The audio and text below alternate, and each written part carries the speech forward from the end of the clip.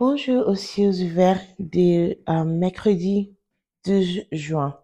Aujourd'hui, nous allons parler du casque du salut. Avant de commencer, prions ensemble. Père éternel, nous te remercions pour aujourd'hui. Tu es celui qui donne la vie. Nous voulons te dire merci. On ne prend pas cela pour acquis. En étudiant ta parole, en lisant ta parole aujourd'hui, Saint-Esprit, je prie que ta parole nous illumine aujourd'hui dans le nom de Jésus. Je demande aussi et je prie aussi que cette parole renouvellera notre intelligence. Merci de nous avoir exaucés au nom de Jésus. Nous avons prié. Amen. Donc aujourd'hui, notre verset à mémoriser est tiré d'Éphésiens chapitre 6, verset 17. Et je lis. Prenez aussi le casque du salut et l'épée de l'esprit, qui est la parole de Dieu. Le casque du salut et l'épée de l'esprit, qui est la parole de Dieu.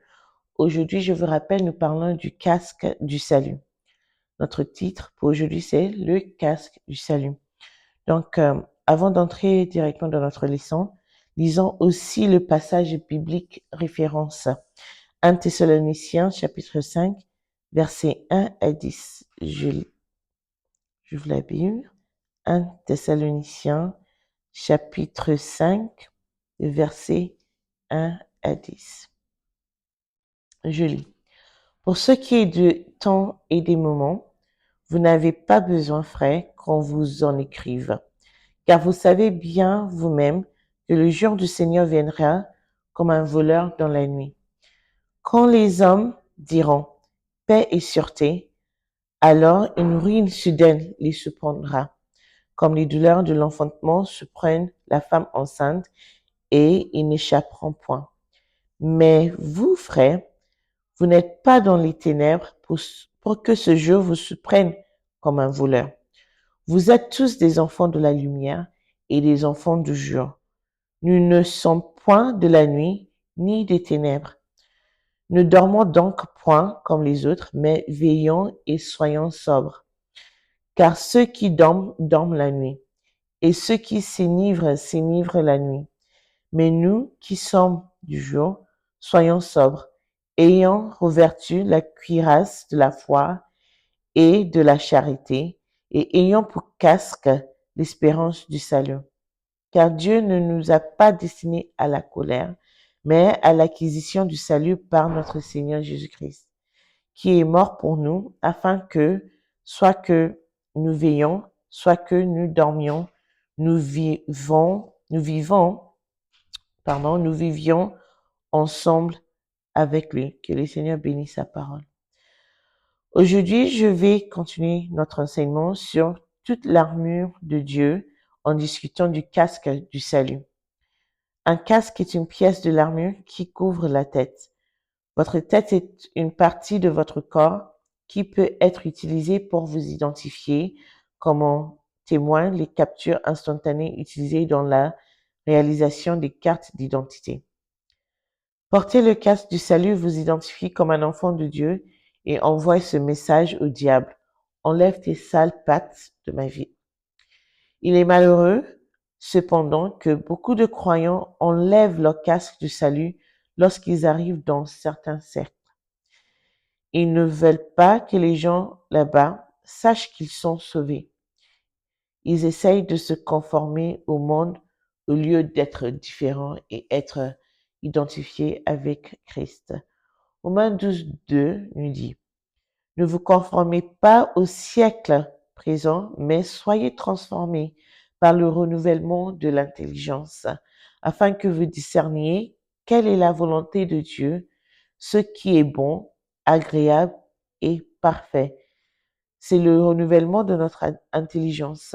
On est transformé par le renouvellement de notre intelligence quand on est en constante connexion avec le Seigneur, quand on étudie constamment la parole, quand nous prions tous les jours. Et c'est cet acte qui nous aide à discerner ce qui est la volonté de Dieu, ce qui est bon, agréable et parfait. Et sans fournir aucun effort, on fait ce qui est agréable à Dieu.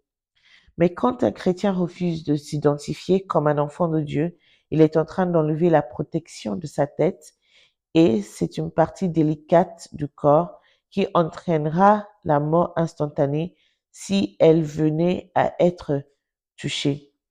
Beaucoup de gens perdent leur salut parce qu'ils essayent de se conformer au siècle présent. Un casque est très très important. Quand on voit les soldats, ils couvrent les parties les plus importantes. Nous voyons qu'ici, cette partie du corps est couverte et surtout la tête parce que ce sont les parties les plus importantes du corps à protéger pour qu'une personne puisse survivre quel que soit ce qui leur arrive dans le combat. Beaucoup de gens perdent leur salut parce qu'ils essayent de se conformer au siècle présent. Gardez votre salut intact en vous identifiant hardiment comme un enfant de Dieu partout où vous allez. Le sang de Jésus versé sur la croix est ce qui nous procure le don du salut. Ceux qui sont sauvés sont de la lumière et non des ténèbres, comme le dit la lecture biblique d'aujourd'hui. Par conséquent, vous devez vous comporter comme un enfant de la lumière en tout temps. Matthieu 7,16 dit que vous pouvez identifier ceux qui sont sauvés par leurs fruits. Si vous commencez à montrer des fruits qui ne sont pas de Dieu, c'est que votre casque de salut est enlevé et cela implique des problèmes parce que dernier jour, quand Jésus reviendra pour prendre les siens pour être avec lui, il ne prendra que ceux qui ont encore le casque du salut. C'est pourquoi vous devez travailler à votre salut avec crainte et tremblement, selon Philippiens 2, 21, Philippiens 2, 12. Ne présumez pas que vous avez toujours votre casque de salut simplement parce que vous êtes fréquent à l'église ou même parce que vous êtes pasteur. Vérifiez votre casque de salut, vérifiez votre salut en tout temps pour être sûr que vous êtes toujours debout. Parce que 1 Corinthiens 10, 12 nous dit que vous devez prendre garde si vous pensez que vous êtes debout de peur de tomber. Le point clé pour notre lecture d'aujourd'hui, c'est que votre casque de salut vous identifie comme un enfant de Dieu. Mettez-le en tout temps. Gardez votre protection en tant qu'enfant de Dieu. Donc, prions, Père, nous te remercions pour cette parole encore une fois. Aide-nous à être des enfants courageux qui ont le courage de nous identifier avec toi en tout temps. Père éternel, donne-nous cette force aujourd'hui et pour toujours. Au nom de Jésus, nous avons prié. Amen. Merci et bonne journée.